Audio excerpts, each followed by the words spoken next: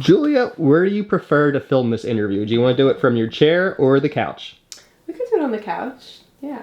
We could transfer and does that sound good? Sounds good to me. Okay. Were you always a wheelchair user, or is it something that happened along the way? No, so I wasn't always a wheelchair user. I developed paralysis when I was 11 years old, and so now I'm 23. So it's been quite a while. How did you develop paralysis? So when I was about 9 years old, I got bitten by a tick.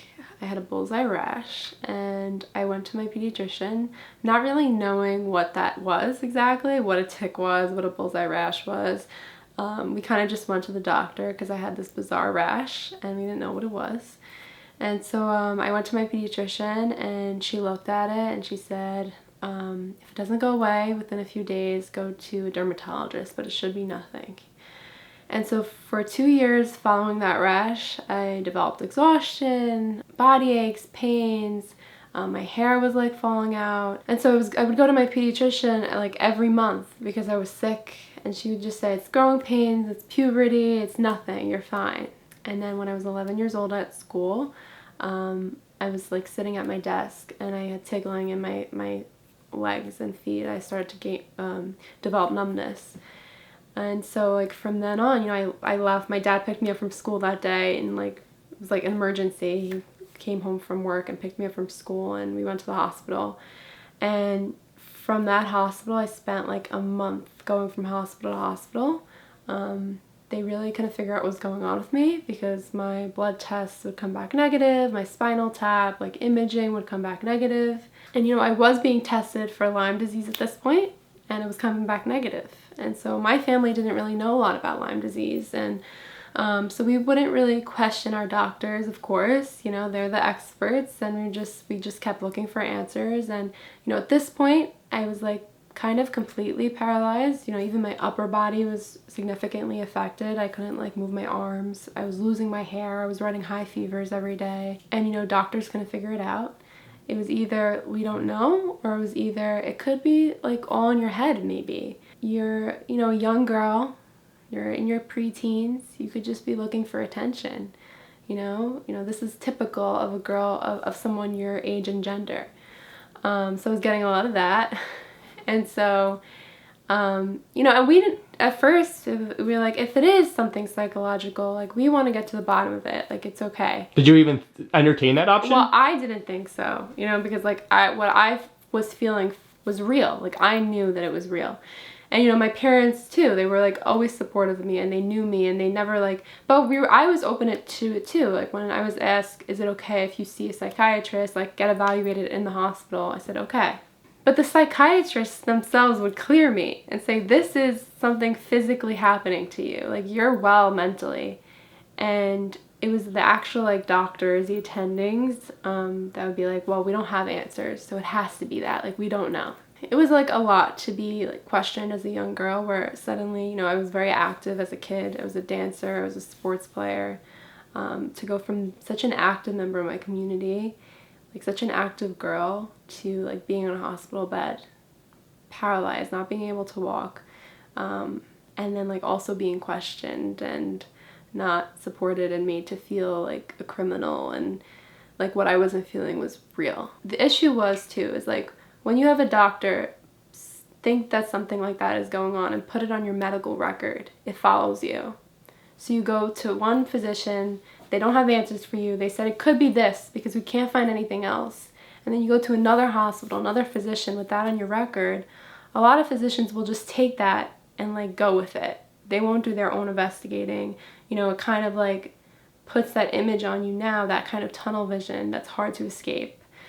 So at this point, you're experiencing paralysis throughout your body, trying to find answers. And getting progressively worse, yeah. And everybody's telling you you're faking it?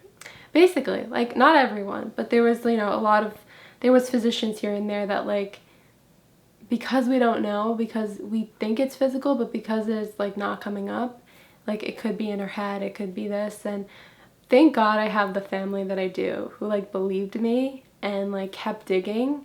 You know, my dad had to leave his job to take care of me. At this time, did you suspect Lyme? At this time, I was like not like present because I was so sick. Like I was in and out of consciousness. Like I wasn't doing well. So he was the one that was doing the advocating for me and, you know, doing the research. And I was also like 11 years old. You know, I was very like scared and but one day he saw Lyme again. He kept seeing it pop up, and so he dug a little deeper and he started doing his research on Lyme disease, and he realized that testing was under 50% reliable. So like 50% of the time you could test negative, and it's a false negative. And so he would bring this to the physicians, and it would be like research from their own institution. And they would be like, no, it can't be. And if it is, we can't handle it. Like, it's not for us. So my dad took me out of the hospital, and he brought me to a physician who knew about Lyme disease and knew how to treat Lyme disease. And I remember that was the first physician I went to where, you know, I went with all these symptoms. I went with my medical history, which was now a mess, you know, from being perfectly fine, you know, healthy girl to now being a mess. And she listened to everything I had to say, not once made me feel crazy. I was, you know, for the first time in those months, I felt like I was going to be okay. Like I had somebody in my corner. I felt validated. I felt like I wasn't going crazy. I was like, okay, like I knew it was real. And so she did testing for Lyme that is more specialized testing that insurance companies don't even cover. And that was out of pocket. And I tested positive. I ended up testing positive for Lyme, and I had like certain markers. But at first, because that testing takes time, she clinically diagnosed me with Lyme disease and put me on treatment right away. And, you know, she put me on that treatment, and I started regaining feeling in my toes. Like I started being more alert. Like right away, I started seeing progress. So it makes you wonder, like, what could have happened if I was put on treatment when I first went with that rash. Like I could have been fine till this now. But because it was like brewing for those 2 years and those symptoms were developing, it was just like an explosion of neurological symptoms. And so, yeah, I mean, if it wasn't for my father, like doing that research, we would have never known. And I feel like that's what happens to a lot of people. They go undiagnosed or they go misdiagnosed, and, you know, they just like live their life with an illness they don't even know about. So, I mean, I'm really lucky for him for finally, you know, like doing that research and bringing me to the right doctor. And so that's why like so many people miss it, and they just like live with chronic Lyme disease because of it. Tell me about the paralysis you still experience today. Yeah. So, I mean, it's been like over 10 years now. So there has been, you know, improvement because it's been, you know, a decade of treatment and trying different things. You know, there is no like cure for Lyme disease, no magic pill. So it is a lot of like antibiotic therapy and supplement therapy and trying different treatments and new treatments. And so I was doing that for like 10 years. And so there's been progress, but, you know, I still have paralysis in like my lower legs and weakness in my lower legs. I've regained some strength here and there, and I've had intensive physical therapy too, and, you know, I try to stay active, but, you know, my upper body is good. You know, I take pride in my upper body, and, you know, I'm grateful for that. But yeah, so there is like permanent damage from that, you know, missed diagnosis, and unfortunately that's the case for a lot of people. Like I know somebody who fell ill when he was 14, I think, and he was diagnosed with MS, and he went years with this diagnosis, and it ended up being Lyme disease. And like he went years not on the correct treatment, and you know, like he has damage too. And like I hear this so much. Is paralysis the only symptom you still experience? No, I mean, I still deal with like the chronic form of the disease. Like I deal with exhaustion, and I deal with, you know, chronic pain and fatigue, and so there are symptoms that I deal with from day to day. I do have like better days than others. I'm gonna say that again. I do have better days than others, but yeah, there is definitely symptoms that I still have to manage from day to day. I first met you 9 years ago. Oh my gosh, that's crazy. Yeah. How old are you today? I'm 23. Well, I'm Julia. I'm 13, and I have Lyme disease, but I don't let it define me. been almost 10 years. And I remember at the time, it was kind of a new thing you were experiencing, the paralysis. And it was very, very heavy. You were just first starting to like accept that this might be your reality. And I remember you telling me that you wanted to learn to walk again. I think my one wish would be to walk again, to, to walk, but not just walk and go back to where I used to be, to walk and be a better person. How long did you hold on to that hope for? Do you still hold on to it? I definitely do still hold on to that hope. Like, I always hope for progress. I think, like, my visions for the future in that way have changed a bit. Like, I'm always, like, trying and always hoping for, like, as much progress as possible. But, I mean, I'm not walking today, but I'm very grateful for the progress I have made in other ways where I'm able to function and do things that I've always dreamed of doing, and being able to have a quality of life. I think a lot of times when you're dealing with a chronic condition, you kind of take what you can get. But do I hope that I'll walk again? Of course, yeah.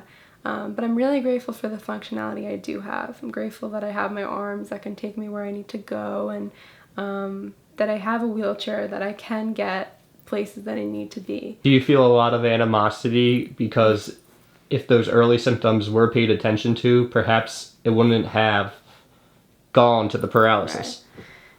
Yes, I do think about that from time to time. Like, yeah, like I often think about what my life would be like if this never happened, and like what I would be doing, or like as I start new things in my life, I'm like, what would this be like if I didn't have to use a wheelchair and it didn't create all these obstacles for me, and if I could just like go to the store without thinking about every step on how to get there, like, you know what I mean? So I do like think about that a lot, what life would be like without a disability. But I am grateful for it in a way because it exposed me to this world that I would have never known about. And I've met so many people I would have never met. And it has given me purpose. It's funny because like my personal statement for medical school was kind of about this. 9 years ago, as I mentioned, you were getting ready to start high school. And I didn't even know this when I came here today, but now you're getting ready to start medical school. Yeah, so tell me about that. It's literally starting up in a few days. Yeah, so I did my first like orientation week, and so now tomorrow is the first day of classes, like anatomy. Literally tomorrow? Yeah, literally tomorrow. I did not know that. That's so exciting. How are you feeling? I'm really excited. Like, I carry that resentment sometimes, like, and when you grow up in it, you like sometimes don't want to be a part of it anymore. Like I went back to the hospital for the first time as a volunteer, not a patient. And I'm being like on the floor that I went to when this happened to me. I'm like, oh my God, why did I come here?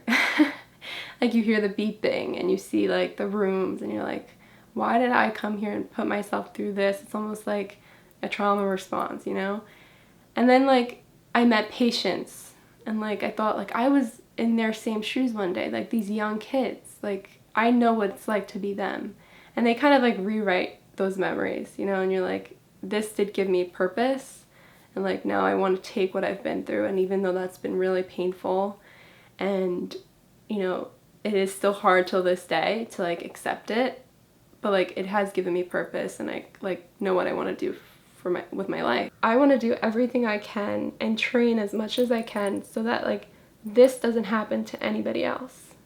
That no one ever feels like they're going crazy or invalidated or feels like they're being gaslit. And so yeah, I want to help people with Lyme. I want to help people with chronic conditions. But yeah, I can't wait to believe in people. And like that, I remember that first physician I went to that like actually believed in me and validated me and like, we're gonna get you better. Like, don't worry. Like, I got you now. And that's what I want to be for like my future patients. It sounds like you've really put yourself forward with learning a lot about Lyme disease and how it's treated within the medical community. Would you say that's correct? Yeah. I think not like also Lyme disease, but also just like chronic illness in general. And like, if I didn't use the wheelchair, people might not know that there's like I have chronic condition, right? Because often chronic conditions are invisible. The wheelchair kind of like presents that very physically to people, but a lot of people with chronic Lyme and other chronic conditions live with these illnesses, and they aren't really acknowledged because you can't see them, you know? So yeah, it's definitely given me an awareness and like a fight in me to bring more awareness to the disease, to what patients experience, you know, like the gaslighting, but also like, you know, just like the things we don't always think about, like fighting with the insurance company, or like, you know, now you have this new disability, now what? You have to get your home modified, you have to find correct transportation, or if you have a caregiver, their life changes too, your whole family's life changes. So yeah, it's definitely made me aware of these things, not with just illness, but disability as well. Do insurance companies accept Lyme as a diagnosis? I don't think they accept chronic Lyme disease as a diagnosis. I remember when we were fighting for treatment, they would often deny the treatment because they called it experimental. Or I remember we were like fighting for a new wheelchair, and chronic Lyme disease was one of the diagnoses, and it said, and I think they denied it because they said it was not medically necessary. And I've heard this so many times where they use that it's not medically necessary, and or it's experimental, but I do need it to live. Or if I do want to get better, if I do want to have some functionality or quality of life, I need to try these things, and I need to use a wheelchair for sure. And I think this is what patients experience every single day. And thank God I had, you know, a father who did, you know, he did become my caregiver, so he would fight these and appeal these denials, and sometimes we would win. You know, he's been to court winning these sometimes, and sometimes we wouldn't. I remember we put in a request to the insurance company to get physical therapy patient, and it was denied. And my dad fought for 2 years to get it accepted. So 2 years later, I got the therapy. And this happens so much. And I think that's the big issue, is that if insurance companies aren't acknowledging chronic Lyme disease, then doctors can't really treat it, right? Because if they go back to their insurance company and say, okay, I'm prescribing this medication for chronic Lyme, they're going to get denied. Or they'll get their license revoked, which we know a lot of doctors who won't treat Lyme disease because they're scared of that. And so that's why there's a shortage of physicians willing to treat the disease, willing to even see patients. So yeah, I think once those policies change, and once, and even it comes down to like research. We know a scientist who wants to do research, has her research ready, but if she puts in a request for a grant to these federal institutions like the NIH, and chronic Lyme disease is in it, it flags it and it denies the request for research grants. So I think it's like a chain of events. Research can't get published because there's these blocks in the way. And a lot of the research that is out there is privately funded by like Lyme disease organizations. But we can't get like that big federal funding for research. And you know, if you don't have the research to show insurance companies to like prove that their denials are incorrect, then patients are just flying under the radar and they're not getting the treatment they need.